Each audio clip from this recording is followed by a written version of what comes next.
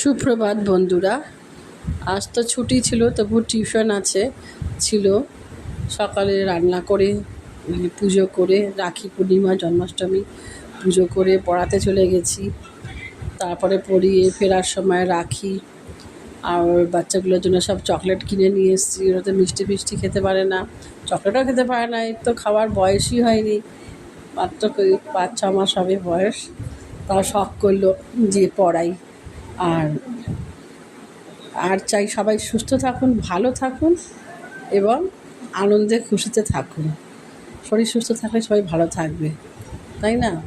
তাই ব্লগটা আজকে এই রাখি পূর্ণিমার আর জন্মাষ্টমী মিলিয়েই আর কি ব্লগটা করলাম।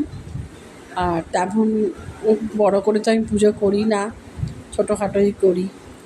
তারপরে এই ওদের করে আবার বিকালবেলায় আমার ওই দুজন আর আমার পাশেই থাকে আর এক নাতি একটু বড়, নন বেঙ্গলি, ওরা তো ভীষণ মানে এই সমস্ত, ওদের তো ইনভাইট থাকে এদিক ওদিক।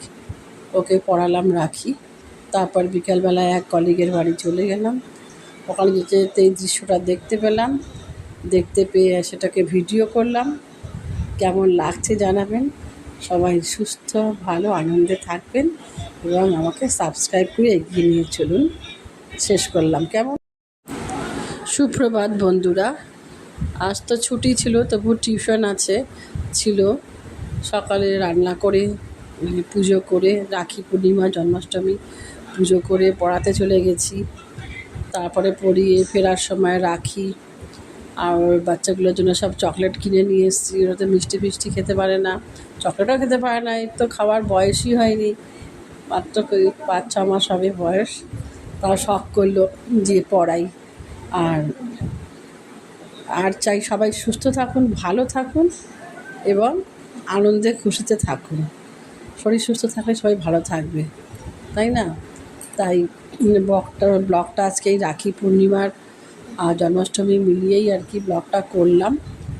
আর তেমন বড় করে তো আমি পুজো করি না, ছোটোখাটোই করি।